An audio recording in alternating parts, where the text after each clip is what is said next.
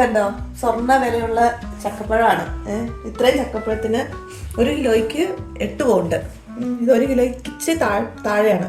സൈഡൊക്കെ ചീഞ്ഞു ഒരു ദിവസം ഇരുന്നപ്പോഴത്തേക്ക്. പക്ഷെ അത്ര വലിയ ടേസ്റ്റ് ഇല്ല. നമ്മുടെ നാട്ടിലത്തെ തേൻവരിക്കയുടെ ഒക്കെ ടേസ്റ്റ് ഓർക്കുമ്പം ഇത് പിന്നെ ചക്കയാണല്ലോ, നൊസ്റ്റാൾജി ആണല്ലോ, ഭയങ്കര ആഗ്രഹമാണല്ലോ എന്ന് ഓർത്ത് കഴിക്കണം.